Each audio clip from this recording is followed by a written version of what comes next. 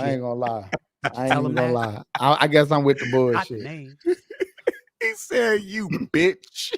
He said that bro. shit with his heart, not with his chest, with his heart. You know when he being careful with his words too, because he do not want to miss one. He Right, like, look, exactly. you are a bitch. Your mama is also a bitch. She should have swallowed, you fat. You the worst Scrabble player I have ever seen. This nigga just said, brought up all his personal shit. If I had a card game, you can't come. 3 G's, 3 G's, 3 G's, we the 3 G's, 3 G's, 3 G's. But we can't talk about Stephen A. Smith and John Whitlock if you want to. Jason.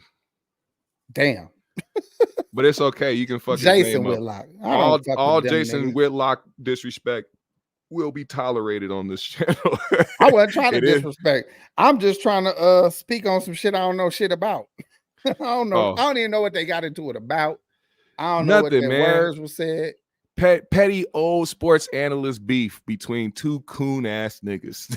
That's what the And fuck that's is what happening. that's what's crazy. Because what I'm hearing is more people look at Jason Whitlock like he is that type. But He is. just a year or two more people had to smoke for Stephen A for being that type. So now you got these two types trying to, make it like the other one worse than they, you know what I'm saying? So break it down to me a little bit what they was actually talking about. As much as I don't like Jason Whitlock, he does have a point when it comes to he tweeted today. He said, basically Stephen A is trying to win the black minds back, or black, fan base back, and try to get up close with the people in this certain way. And to be honest, I can't argue his point on that, because he said it in such a condescending way. He was like, he's trying to ghettoify his image and put on gold chains, just speaking like one of them black dudes who really want white acceptance. But at the same time, he's standing on who he is. He said, nigga, I'm not finna bow down to these Negroes. He was like, I'm gonna stick to my guns and I'm gonna coon my way to the top, nigga. You either gonna be with me or you not. He said, they see right through that shit. You just like me. But there's different types of black people, man. There is the black people that grew up who had to catch the flack from the street cats. You know what I'm saying? The street cats brought a lot of flack on the black generation of the 80s, 90s, 2000s. So imagine being a square black dude, just trying to live your life, going to Sunday school and shit and chilling with grandma and just doing your thing. But because you in a community with drug dealers, rapping is at an all-time high, nothing but negative imagery and all that shit, they got an extra hatred for anything that resembles street culture or anything that resembles drug dealing or any of that. So Jason Whitlock will look at all that in that way, like, they're not black men. Those are niggas. You know what I'm saying? Right. He got that energy. And Stephen A. Smith got the energy of, who got a check? Because I'll do whatever the fuck I got to do. Yeah, exactly. Them, you know what I'm saying? I got a check. I got 2 check pockets on my jeans. And once he was allowed, the freedom to do his own podcast, that's when he wanted to try to win the hearts back of the black community. But the damage is done, Stephen A. We may be laughing when it comes to how you talking crazy about Jason Whitlock, but that don't mean that it's like, oh yeah, nigga, we finna chop it up at the barbecue and pour you a shot of whatever the fuck, nigga. We still gonna be looking at you crazy because of what you done in the past. You already done the shit. And he's not changing it. He gonna still do it till this day on his own show, First Take. So don't forget about the fact that because he's saying X, Y, and Z on his podcast, that he not finna go on ESPN and shuck and jive and do what he got to do for the motherfucking check. That's a fact. I've heard both of them dudes have good common sense at times. I heard them say real shit at times. Because I listen to words more than I care about, who's saying them. The message is more important than the messenger. So I listen to either one of them if they got a point. But do you think Stephen A. Smith was just basically trying to get some controversy real quick so he can mirror or try to have something to compete with Shannon's interview? You know what I'm saying? Do you think that why this came when it came? Pause. You know what I'm saying? Yeah, it has a lot to do with that. That's his co-host on First Take. And he knows that right after the cat shit start happening, they would have to inevitably talk about it that next day and linger on it, because the fact that people were talking about it for days on end, like it's the 12th day of the new year. That cat interview happened at the top of this year. We still have this conversation going. You know what I'm saying? So he knows that, being somebody in the media space, and he knows how lucrative it is to play off of that.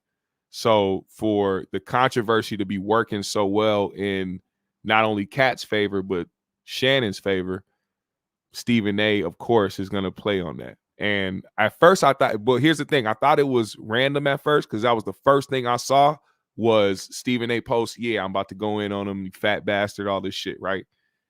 But apparently it was because Jason started talking about Steven's memoir and saying that Steven was lying in his memoir about his sports days when he played basketball in high school and shit, and whatever the case may be. So that's why he said, you know what, I'm gonna. Steven can get away with it too. All his homies dead or in jail. He like, man, ask a Bulldog in them. Like I used to drop 30 on them niggas. Knowing Bulldog got life. He conveniently only mentioned his high school coach and shit. That nigga been passed 20 years ago. And yeah. Look, all his peers. You got to realize he from the streets. You know what I'm saying?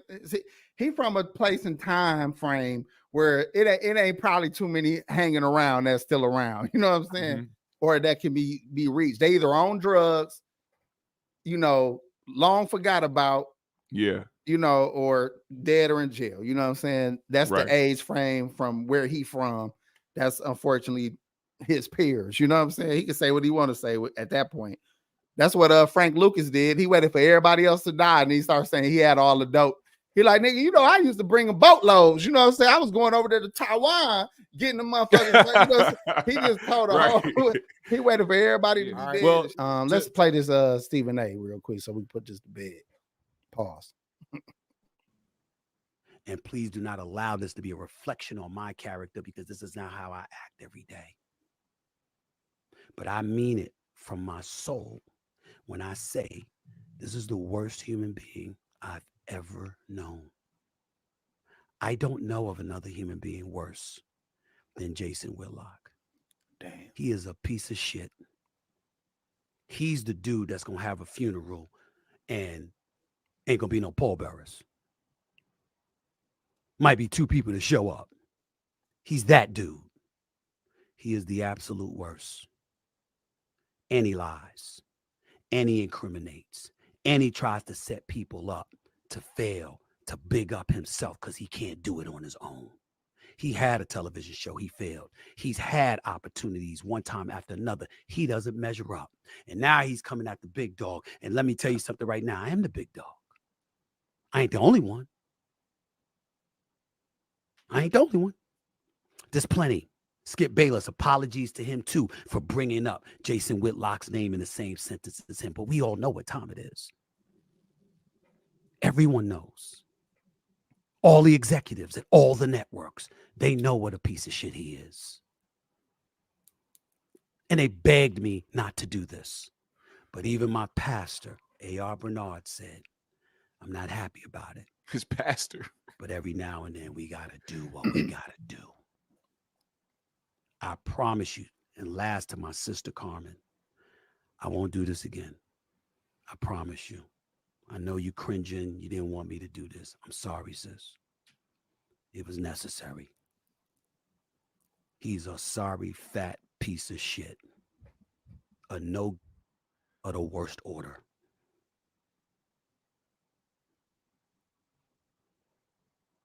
That's who he is.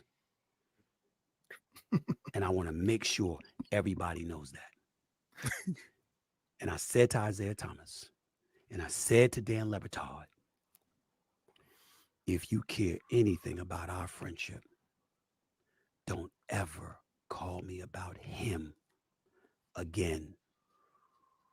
I'm a very forgiving person. Not with him.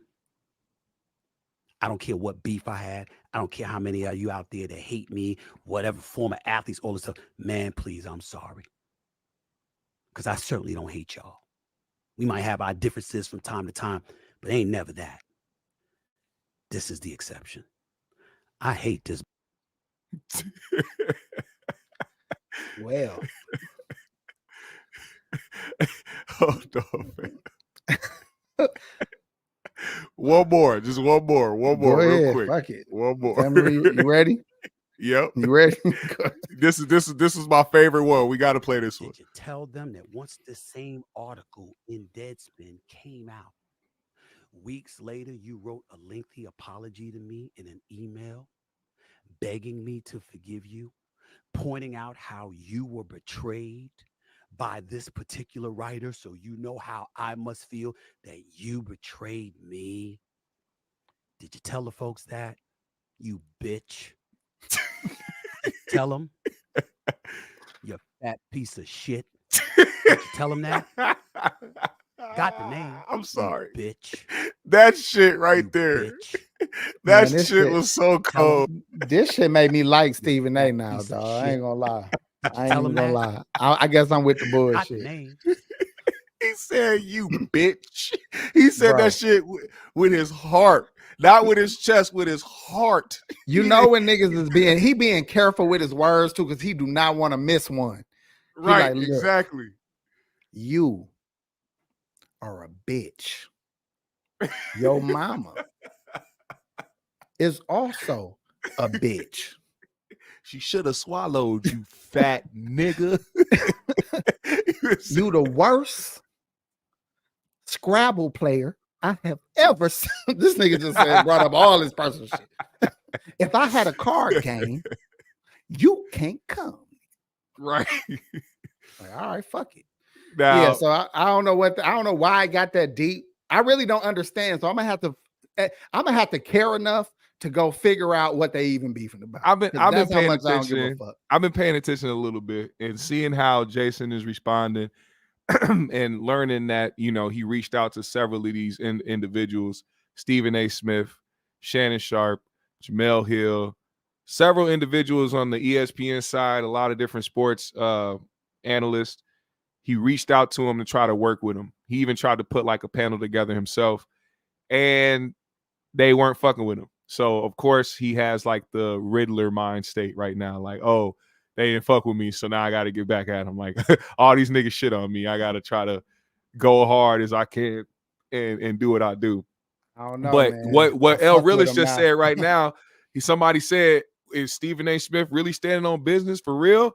Ask the nigga that held up some chicken when he saw him. Now imagine how threatening. He already tall as a motherfucker. So imagine how threatening that is. He see Corey sitting there eating. He put one hand. You know how niggas get over to you on the table. They put their hands on the table. You sitting there stuck in your chair and shit. He got both hands on the table. He in his ear. Like, listen here, you fat piece of shit. I heard all the shit you've been saying on your motherfucking show. But here I am, baby. You know he called niggas baby. They old niggas. Yeah. Here I am, baby. What the fuck you want to do? Corey was like, oh, man, come on, man. You know I'll be, man. I'll just be on that bullshit, man. You know, I'll just be playing, man. You know how Corey started copy please. He said, look, I'm just eating, man. Come on, man, baby. Hey, Steven. Come on, baby. Don't do me like he calling him baby back. Baby, don't do me like that, baby. Nigga, he checked your shit probably. All right, he said, Trey said Sage Steele. You know who Sage Steele is? She's a female commentator on ESPN or sports, whatever it is. She said she felt what he did was she called him out. She said it was unprofessional. It was all this other shit. And somebody simply retweeted that with a picture of her getting her hair felt on live TV by a white man because he asked to feel her hair. And they said, bitch, shut the fuck up. Why won't people learn that we all can't say shit without some, you know, there is some motherfucking footage of all of us. Right. Right. There is no way we can truly talk shit without somebody digging that shit up if they want Be to. careful with your opinions. That's all. Especially when you're trying to come for his spot, man, because he solidified in sports. Hell yeah. People can talk all the shit they want. That's one of them people that you can't say sports without saying his motherfucking name, man. Real shit. 3 G's, 3 G's, 3 G's, we the 3 G's.